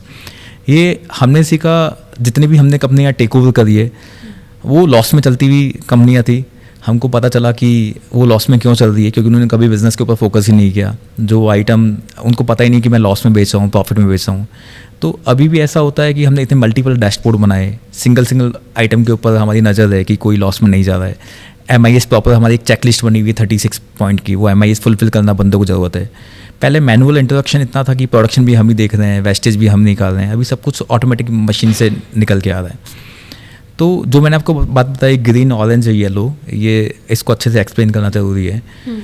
जो भी ऐसा कस्टमर, एज यू नो कि हम मल्टीपल प्रोडक्ट बना रहे हैं, अभी लेबल्स भी बना रहे हैं, कॉलकुशन भी बना रहे हैं, मोनो कार्टन भी बना रहे हैं। We have 6 product, we are manufacturing 6 product. तो हम ट्राई करते हैं कि ऐसा कस्टमर जो हमको पूरे 6 प्रोडक्ट का बिजनेस दे रहा है, हमारी जैसे 10 फैक्ट्री है, ऐसा कस्टमर जो मुझे 10 की 10 फैक्ट्री में बिजनेस दे रहा है, ऐसा कस्टमर जो 365 डेज़ हमारे साथ में लॉयल्टी से जुड़ा हुआ है, तो उसको हम ग्रीन कैटेगरी देते हैं। ग्रीन कैटेगरी का मतलब है कि पूरा सीनियर मैनेजमेंट भी उसके अंदर इन्वॉल्व है। यदि एक सिंगल डिले होता है तो पूरा मैनेजमेंट हिलेगा, सब लोग इन्वॉल्व होंगे। एक सिंगल क्वालिटी की कंप्लेंट के अंदर पूरा मैनेजमेंट इन्वॉल्व होगा। तो ऐसे कुछ 32 कस्टमर्स हमारे पास हैं जिसमें पूरा मैनेजमेंट इन्वॉल्व है, जो कि ग्रीन कैटेगरी में आते हैं। उसका हमने एक रेवेन्यू भी फिक्स कर रखा है कि एक सर्टन करोड़ का बिजनेस इसके साथ में होगा तो ग्रीन कैटेगरी में आएगा। तो सेकंड कैटेगरी है ऑरेंज कैटेगरी में ऐसा कस्टमर जो 365 डेज जुड़ा हुआ तो है, पर जिसका रेवेन्यू हम कम जनरेट कर रहे हैं, या जिसके अंदर प्रॉफिट हमको थोड़ा कम हो रहा है, या कभी कस्टमर किसी फैक्ट्री में ऑर्डर आ रहा है, किसी में नहीं आ रहा है, तो वो ऑरेंज में आते हैं। तीसरा कैटेगरी है येलो कैटेगरी का मतलब है कि कस्टमर की लॉयल्टी हमारे साथ में नहीं है। आज हमने प्राइस दिया तो हमको दे दिया, नहीं दिया तो किसी और से ले लिया। हमारी एक फैक्ट्री में उससे बिजनेस मिल रहा है, दूसरी में नहीं मिल रहा, तो उसको हम येलो देते हैं, जो कि टीम हैंडल करती है। तो ऐसे करके हमने 3 कैटेगरी डिसाइड किया है। हमने कस्टमर को भी एक्सप्लेन किया है, और कस्टमर भी इतना इंटरेस्ट है कि उसको येलो से ऑरेंज में आना है, ऑरेंज से ग्रीन में आना है। तो ये सब कुछ टेक से ही पॉसिबल हुआ है, जो हमने टेक में इन्वेस्ट किया है। और यदि आप कभी ऑफिस में आएंगे तो हम लोग आपको दिखाएंगे कि डैशबोर्ड कैसा है। डैशबोर्ड का मतलब है, अभी हमको खुद, जब से डैशबोर्ड बनाया है हमको खुद को पता चला है कि हमको कौन से कस्टमर पे ज़्यादा फोकस करना चाहिए। इवन उस डैशबोर्ड में ये भी है कि हमारा विज़न क्या है, कौन से 10 क्लाइंट के ऊपर हमको ज़्यादा फोकस करना है। तो ये सब कुछ पॉसिबल हुआ टेक के कारण ही।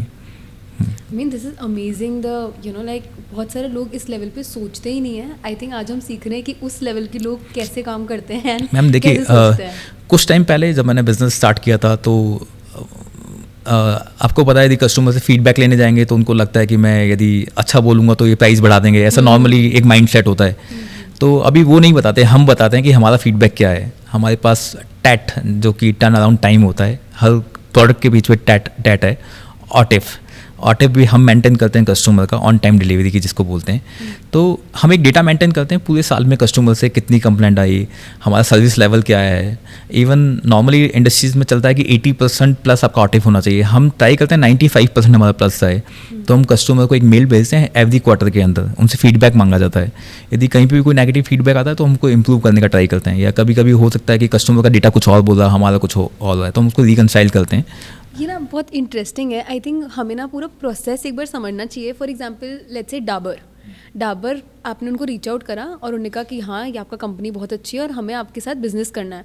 तो उनसे आपको ऑर्डर आया, तो फिर उसके बाद पूरा like explain us the process कि कैसे ऑर्डर प्रोक्योरमेंट से, प्रोडक्ट डेवलपमेंट से, कैसे डिलीवरी में क्या प्रोसेस होते हैं। और लेट्स से कि मैं आपको ये प्रोसेस, अच्छा इंटरेस्टिंग क्वेश्चन है, मैं आपको ये प्रोसेस थोड़ा लंबा है पर मैं बताना चाहूँगा आपको।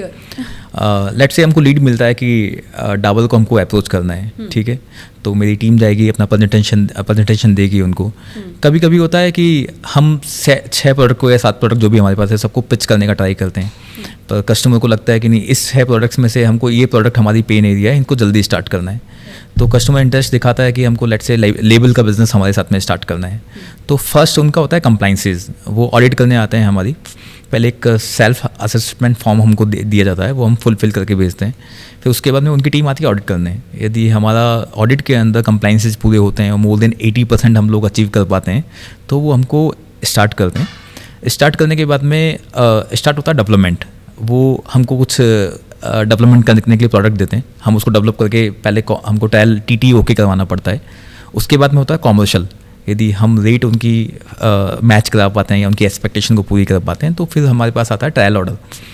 तो ट्रायल ऑर्डर आने के बाद में हम उनको पहले एक छोटा लॉट सप्लाई करते हैं, फिर बल्क प्रोडक्शन में वो हमारी SOP डिसाइड कर देते हैं कि इतना शेयर ऑफ बिजनेस आपके पास टोटल बिजनेस का हमारे पास रहेगा। तो उसमें क्या होता है, फिर हमारा CRM का बंदा, ये सेल्स का काम फिनिश हो जाता है। उसके बाद में CRM का, कस्टमर रिलेशनशिप मैनेजर का एक बंदा जो हमारे यहाँ पे है, उसको अकाउंट हैंड ओवर कर दिया जाता है। वो डेली रूटीन में कस्टमर से ऑर्डर मांगता है, डिलीवरी शेड्यूल लेता है और उस डिलीवरी शेड्यूल पे मेटेरियल को सप्लाई कर देता है। वो एक डेटा मेंटेन करता है कि कस्टमर ने ऑर्डर कब दिया, उसकी रिक्वायरमेंट कब थी, कि कब का शेड्यूल है, कब जाना चाहिए, वो हमने कब भेजा है, तो उसको बोलते हैं ऑटिफ, ऑन टाइम डिलीवरी। तो वो सिस्टम से निकल के आता है कि हमने लास्ट महीने में हमारा ऑटिफ कॉल किया था। फिर आते हैं कंप्लेंट के ऊपर। यदि कस्टमर कोई कंप्लेंट बुक करता है तो वो हमारे सिस्टम के अंदर बुक होती है। ये सब डैशबोर्ड पे होता है? हाँ, ये डैशबोर्ड पे होता है। ये सॉफ्टवेयर है हमारे पास, उसके अंदर होता है। यदि क्लाइंट ने कोई कंप्लेंट बुक कर दी है तो जो CRM का बंदा है उसके पास कंप्लेंट आएगी, वो QC वाले के पास में, क्वालिटी वाले के पास में कंप्लेंट बुक करेगा, क्वालिटी वाला कस्टमर के पास विजिट करेगा। हो सकता है 100% केसेस में से 70% केसेस में हमारा फॉल्ट नहीं हो, कस्टमर बोलता है कि ठीक है ये सही है, आपने क्वालिटी विजिट करवाई, ये माल ओके। पर 30% में ऐसा होता सकता है कि हमारे हैंड पे कुछ गलती हुई है, कुछ मिस्टेक हुई है, तो हम उसका एक्शन प्लान बनाते हैं, कापा सबमिट करते हैं, हम ट्राई करते हैं नेक्स्ट टाइम से ये दिक्कत नहीं आए। तो ऐसा पूरा डेटा बनता है पूरे साल में, हर कस्टमर के साथ में कितनी कंप्लेंट आई। तो एक सर्टन लेवल से ऊपर आती है तो QC वाले को जवाब देना पड़ेगा, रिप्लाई करना पड़ेगा। पर मोस्टली केसेस में हमने देखा कि ऐसा नहीं होता हमारे साथ में। Talking about packaging and branding, like B2B business में ज़्यादा ब्रांडिंग पे फोकस नहीं किया जाता है ना, लाइक ब्रांड नेम बनाने पे। जैसे मिराकल खुद में एक बहुत बड़ा ब्रांड नेम बन चुका है। आपके सारे टारगेट कस्टमर्स सारे B2B बिजनेस वाले हैं, Dabur, Nestle and all of that. तो आपने इनको कैसे टारगेट करा and how are they seeing, मतलब उनके B2B में ब्रांडिंग का क्या फ्यूचर है, पैकेजिंग, ब्रांडिंग, प्रिंटिंग का, how do they look at business? देखिए रितिका, मैं मानता हूँ कि ब्रांडिंग हर बिज़नेस की बैकबोन है, चाहे अदर B2B हो या B2C। तरीका अलग अलग हो सकता है, B2B का अलग होगा, B2C का अलग होगा। B2B के अंदर क्या है, हम लोग प्रोडक्ट नहीं सेल करते, हम एक्सपीरियंस सेल करते हैं। हमने 0 से 1000 करोड़ का एम्पायर जो बनाया है वो लोगों को ट्रस्ट जीत के बनाया है। अभी मिरेकल मतलब ट्रस्ट, सर्विस, क्वालिटी, ये लोगों के अंदर दिमाग में घुस चुका है। जैसा मैंने पहले ही बताया आपको कि एक परचेज मैनेजर एक जगह काम करता है, वो दूसरी जगह प्रमोट होकर GM परचेज पहुंचता है, फिर VP परचेज होता है, फिर CEO CFO ऐसे करके पहुंचता है। तो आज हम 20 साल से 25 साल से जो काम कर रहे हैं, जो कस्टमर हमने 25 ईयर्स पहले स्टार्ट किया था वो अभी तक भी हमारे साथ में चल रहा है। अब उसके बीच में उसके यहाँ पे 10 बार परचेज मैनेजर चेंज हुए होंगे, वो दूसरी कंपनी में गए होंगे, तीसरी कंपनी में गए होंगे। तो वो माउथ पब्लिसिटी बहुत मैटर करती है B2B बिजनेस के लिए, जो हमने बनाया है। अब बात करिए ब्रांडिंग की, तो ब्रांडिंग हम करते हैं, लेट्स से हम लिंक्डइन पे करते हैं।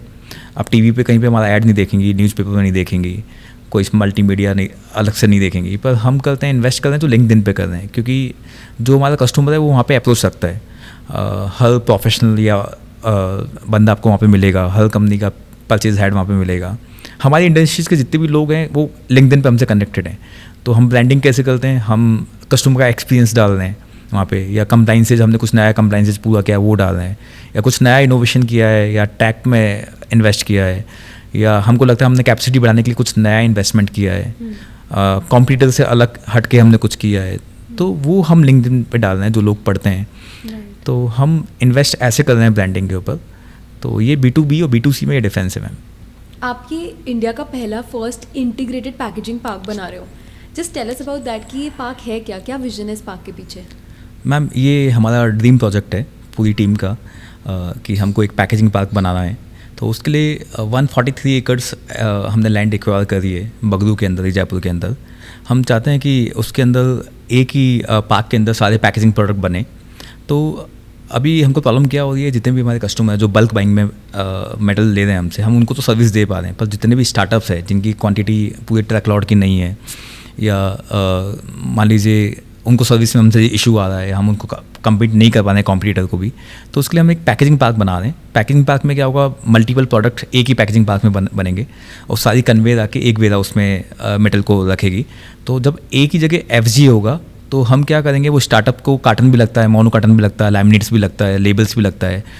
तो अभी फिलहाल एज ऑफ नाउ हमको सप्लाई नहीं कर पा रहे, पर उसके बाद में कम्पीट कर पाएंगे, उनको सर्विस फास्ट मिल पाएगी। जब उनका पूरा प्रोडक्ट जितना भी रेंज है, सारा पैकेजिंग मेटल एक ही ट्रक के अंदर जाएगा, तो उनको मेटल टाइम पे मिलेगा, उनकी प्रोडक्शन लाइन हमारे चक्कर में सफ़र नहीं होगी। उसके अलावा दूसरा क्या है कि अभी जितने भी हमारे कस्टमर्स हैं वो कंसोलिडेटेड के ऊपर फोकस कर रहे हैं कि हमको वेंडर्स कम करने हैं, कम लोगों से इंटरेक्ट किया जाए। NPD का ऊपर भी फोकस है, उनको ऐसा चाहिए कि हर एक बंदा हर NPD कर पाए। तो हम लोग न्यू प्रोडक्ट डेवलपमेंट, तो हम इस पैकेजिंग पार्क के अंदर एक स्टूडियो भी बना रहे हैं, एक R&D सेंटर बना रहे हैं, और हम चाहते हैं कि हमारा हर POC एक कस्टमर की सारा पैकेजिंग मेटल अरेंज करके उसको सप्लाई कर दें। ओके, सो मतलब उस पैकेजिंग पार्क में लेट्स से किसी स्टार्टअप को ऐसे मग बनाना है या इसकी ब्रांडिंग करनी है, तो प्रोडक्ट का आइडिएशन से लेके पूरा डेवलपमेंट तक वो उसी पार्क में सब कुछ। हाँ, हम चाहते हैं कि कस्टमर सिर्फ प्रोडक्ट को कंसीव करे, वो बताए कि मेरा ये आइडिया है, उसके बाद पूरा टीम मेरे शूटिंग हमारी टीम मेंबर करेगा, उसकी डिज़ाइन पूरा हमारी टीम तैयार करेगी, उसका ट्रांजिट ट्रायल करवा देगी, जितनी भी R&D है वो हमारा टीम करेगी। उनको सिर्फ प्रोडक्ट बन के मिलेगा, उनको सिर्फ कंसीव करना है, हमको आइडिया बताना है कि मुझे ये प्रोडक्ट का पैकेजिंग मेटल चाहिए। मतलब जस्ट एक आइडिया कि मुझे ऐसे स्टैनली की बॉटल चाहिए एंड पूरी स्टैनली की बॉटल बना के आप उनको देंगे। ओह, दैट्स अ क्रेजी थॉट। तो मतलब अभी आपके सारे लार्ज एंड कस्टमर्स थे, top level, Dabur, Nestle, Adani, Reliance, I think ये सारे आपके कस्टमर्स हैं। अब आप छोटे कस्टमर्स को भी टारगेट करने के लिए, स्टार्टअप्स की भी नीड्स फुलफिल करने के लिए उनके लिए वन स्टॉप सोल्यूशन बना रहे हो इस पार्क के साथ। जी ma'am, that's a very great thought process. ये आइडिया कैसे आया? मैम आइडिया क्या था कि हमको लग रहा है कि हमको ग्रोथ करनी है तो एक स्टेप वापस आगे बढ़ना पड़ेगा। तो मोस्टली जितने भी कॉर्पोरेट क्लाइंट है वो हमने कवर कर लिए हैं अभी। आप देखेंगे तो हमने बताया अभी मोर देन 500 क्लाइंट हैं हमारे पास। जितने भी इंडिया में कॉर्पोरेट हैं वो सबको ऑलरेडी हमने कवर कर लिए हैं। तो हमको ग्रोथ चाहिए, डबल डिजिट ग्रोथ चाहिए, तो कुछ ना कुछ नया करना पड़ेगा। तो उसके लिए हमने हमारी बास्केट के अंदर 3 प्रोडक्ट और बढ़ाने वाले हैं अगले 2 ईयर्स के अंदर, और साथ साथ में जिस कस्टमर को हम अभी कैटर नहीं कर पा रहे उसको कैटर करने का ट्राई कर रहे हैं। That's amazing. थोड़ा सा सस्टेनेबिलिटी के बारे में बताओ कि सोलर प्लांट। हाँ, देखिए अभी भी हमारे जितने भी प्लांट है वो सोलर कवर्ड है और 0 लिक्विड डिस्चार्ज प्लांट है हमारे। ये शुरू से ही था फर्स्ट वाले से या धीरे धीरे करके? लास्ट 5 ईयर्स के बाद में 2020 के बाद में जितने भी प्लांट हमारे हैं और पुराने प्लांट के ऊपर भी हमने सोलर लगाया है, सोलर कवर कर लिया है और 0 लिक्विड डिस्चार्ज के ऊपर सारे प्लांट है, क्योंकि कंप्लाइंसेज जो हमने कंप्लाइंसेज ली है वो कंप्लाइंसेज सर्टिफिकेट ऐसे नहीं मिलने वाला है। और हमारा जितना भी पेपर है, क्योंकि मोस्टली जितना भी हमारा RM है वो तो पेपर ही है, तो पेपर मोस्टली हम रिसाइकल काम में ले रहे हैं। Beautiful, I mean that's a crazy level thought. ये आई थिंक बहुत सारी कंपनीज अब इम्प्लीमेंट कर रही हैं, Yes, so ma'am. That's a next level thought process जो कि बढ़ते हुए हर लीडर, हर एंटरप्रेन्योर को अप्लाई करना चाहिए, because global warming and earth protection is also our way of doing our bit. What's next for miracle group? IPO, exports, international collaboration. अब हम नेक्स्ट क्या, मतलब ऑफ कोर्स इंटीग्रेटेड पार्क एक आपका ड्रीम प्रोजेक्ट आ रहा है अगले साल, साउथ में भी आप एक्सपेंशन कर देखिए रहे ये हो। बिजनेस स्ट्रैटेजी है। Coming to next question, what's the next big thing for miracle group? Export है, IPO है, या इंटरनेशनल कोलैबोरेशंस हैं?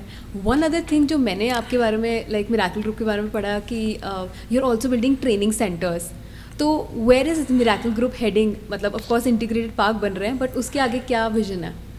देखिए ये बिज़नेस स्ट्रैटेजी है जो मैं अभी यहाँ पे तो कॉमन प्लेटफॉर्म पे तो शेयर नहीं कर पाऊँगा, पर इतना ही बोलना चाहूँगा कि ये जो भी मिरेकल की अभी तक जर्नी हुई है ये सिर्फ एक टेलर है, पिक्चर अभी बाकी है।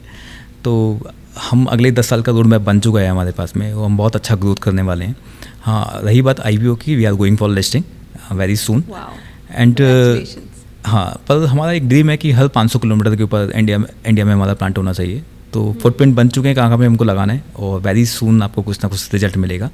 मैम एक्चुअली हम लोग चाहते हैं कि लोग प्रोफेशनली जर्नी हमारे साथ में स्टार्ट करें। जैसे मैंने कई लोगों से कुछ सिखाया है स्टार्टिंग में, कई बच्चों को ट्रेनिंग दी है DTP की।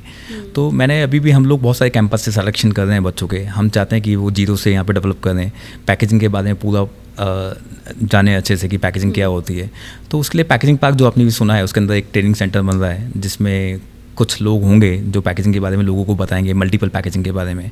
क्योंकि अभी बच्चे कहीं पे जाते हैं, लाइट से कोलोकेशन में जाएंगे तो खाली कोलोकेशन के बारे में सीख पाएंगे, लैमिनेट्स में जाएंगे तो लैमिनेट्स के बारे में सीख पाएंगे। पर उनको हमारे यहाँ पे एक एडवांटेज मिलेगा कि 6 प्रोडक्ट ऑलरेडी हैं, 2-3 अभी और बास्केट के अंदर जुड़ने वाले हैं। तो इस ट्रेनिंग सेंटर पर उनको हर प्रोडक्ट के बारे में जानकारी मिलेगी, जिससे उनका फ्यूचर थोड़ा सिक्योर हो पाए। अमेजिंग, मतलब आपने खुद सीखा, फिर आप पढ़ाते थे और अब एक ट्रेनिंग सेंटर बन रहा है। लाइक जी ma'am, the kind of transformation that you have had, the kind of build up that you have had, कहाँ से कहाँ तक, doesn't it give you goosebumps कि मैं यहाँ तक कैसे आ गया? होता है मैम, अभी भी मैं जब आपको इंटरव्यू देता हूँ तो मेरे गूज़बम्प 3-4 बार हो चुके। Okay, this brings us to the last segment of this podcast. हम एक छोटा सा रैपिड फायर करेंगे। मैं आपसे 4 क्वेश्चंस पूछूंगी एंड आप उनका आंसर्स दे सकते हैं थोड़ा जल्दी। ओके, सो मेरा पहला क्वेश्चन है कि ऐसा एक बिजनेस लेसन जो आपने अपनी 25-30 साल की जर्नी में बहुत ही मुश्किल से सीखा है। जो भी मुझे एक्सपीरियंस है रितिका 20 इयर्स का, तो मुझे लगता है कि हर डील प्रॉफिट नहीं होती, पर हर एक्सपीरियंस आपको कुछ ना कुछ सिखाता है। Oh beautiful. Okay, one thing money can't buy in business? मुझे लगता है ट्रस्ट। हाँ, absolutely. Is it right? One quality that defines Lokesh Agarwal, LA? Speed, decision making. Beautiful. One message for every young entrepreneur listening to you? ठीक है, ये अच्छा question है और मैं यहाँ पे रिप्लाई करना चाहूँगा, क्योंकि मोस्टली लोगों से मैं जब बात करता हूँ कि उन्होंने आगे क्यों नहीं बढ़े, क्यों स्टॉप किए, तो कई लोग बोलते हैं कि नहीं पैसे की कमी थी, कई लोगों को आइडिया नहीं पता, कंसेप्ट क्लियर नहीं है। तो मुझे लगता है ये सिर्फ एक्सक्यूजेज है। पैसा तो मेरे पास भी नहीं था, पर मेरे को डायरेक्शन था, कंसेप्ट था, फैमिली का सपोर्ट था। एज आई सेड कि मैंने मॉर्गेज किया, घर को किया, उससे अपनी फर्स्ट फैक्ट्री लगाई। तो मुझे लगता है लोगों के अंदर जुनून होना चाहिए कुछ भी करने का। पैसा डजंट मैटर मैम। तो सपने बड़े होने चाहिए, सपनों के साथ साथ में डायरेक्शन होना चाहिए, दिमाग में कंसेप्ट क्लियर होना चाहिए, ये पता होना चाहिए आगे कहाँ पे जाना है। धीरे धीरे चीज़ें ईजी लगने लग जाती है। फर्स्ट में हो सकता है कि आपको हार्ड लगे, पर मैं फिर भी अभी भी लोगों से बात करता हूँ ना, तो जब वो बताएंगे मुझे ये करना है, उसके साथ साथ में एक्सक्यूजेस जरूर देते हैं कि ऐसा होगा तो ऐसा हो जाएगा, ऐसा होगा तो ऐसा हो जाएगा। मैं ट्राई करता हूँ लोगों से जिससे बात करूँ तो समझाने का कि डिसीजन तो लेना पड़ेगा, आज नहीं तो कल लेना पड़ेगा, टाइम निकल जाएगा जब आप नहीं लेंगे तो मुझे लगता है सपने बड़े रखने चाहिए, डायरेक्शन क्लियर होना चाहिए, डिसिप्लिन लाइफ में बहुत मैटर करता है, डिसिप्लिन होना चाहिए और आपको खुद को पता होना चाहिए कि आप अपने आप को 10 साल बाद कहाँ देखते हैं। तो मुझे लगता है ये एक माइंड में होना चाहिए। Okay, one last question I promise. 10 साल में आप अपने आप को कहाँ देखते हैं? Where do Lokesh Agarwal LA sees himself in 10 years? Ma'am पहले मैं कैपेबल नहीं था पर अभी कैपेबल हूँ, तो मुझे लगता है कि जो स्ट्रगल मैंने किया वो बाकी लोग ना करें। जिनके पास भी विज़न है पर पैसे नहीं है, मैं उनको सपोर्ट कर पाऊँ, वो विज़न दे पाऊँ, जो वो डायरेक्शन दे पाऊँ, तो उसी के लिए हमने अभी ट्रेनिंग सेंटर चालू कर रहे हैं कि बच्चे आए वहाँ पे सीखें और आगे बढ़ें। तो आप एक विजनरी, एक मेंटोर बनने वाले हैं बहुत सारे लोगों के लिए, एक मसीहा भी कह सकते हैं। मैं ट्राई करूँगा मैम। जिन्होंने बहुत स्क्रैच से खुद स्टार्ट करके 500 रुपये महीना एक प्रिंटिंग लेवल की Yes. दुकान पे काम करके काम सीखा और आज वो लोगों को प्रिंटिंग और पैकेजिंग सिखाने वाला है। मैम हम चाहते हैं कि जैसा 3000 लोग डायरेक्ट हमसे जुड़े हुए हैं और 10,000 लोग से इनडायरेक्ट हमारे साथ में जुड़े हुए हैं, कम से कम मैं सबसे पहले उनकी प्रॉब्लम को सॉर्ट कर पाऊँ। क्योंकि हिंदुस्तान की पॉपुलेशन 150 करोड़ है, हो सकता है हर कोई मेरे पास तक अप्रोच नहीं कर पाए, पर मैं चाहता हूँ कि जो मेरी टीम का मेंबर है, फैमिली मेंबर है, कम से कम उनकी प्रॉब्लम को सॉर्ट कर पाएँ। आपकी कहानी बहुत ज़्यादा इंस्पायरिंग है। आई मीन कहाँ से आपने शुरू करा। मतलब जब मैंने जयपुर इंस्पायर स्टार्ट करा था, मुझे पता ही नहीं था कि मैं क्या स्टोरी शेयर करूँगी, किन को बुलाऊँगी। थोड़े बहुत लोग जिनको पता है उनसे स्टार्ट करती हूँ, but when I started reading about you and your journey, तो मुझे लगता है जयपुर में कितने हिडन जेम्स हैं जिसके बारे में वर्ल्ड को पता होना चाहिए, and I think you are one of them. And I am really honoured to have you here and I wish a lot of success to you, to miracle group, to integrated park. Inauguration पे ज़रूर बुलाना अगर हो तो। But it's amazing to see your journey and wishing you all the best. Thank you, Ritika. This is Jaipur Inspires and we are here to bring you stories of such visionaries and personalities जो आपको push करती रहें, challenge करती रहें और remind करती रहें कि एक्स्ट्रा ऑर्डिनरी चीज़ें लाइफ में अचीव करना कुछ लोगों के लिए रिजर्व नहीं है। If they can do it, so can you. So keep watching, keep learning. हो सकता है अगली इंस्पायरिंग स्टोरी जो हम शेयर करें वो आपकी हो। Before we wrap this podcast, a big thank you to Midshare Technologies for supporting the stories of Jaipur that inspire, educate and create an impact in the society.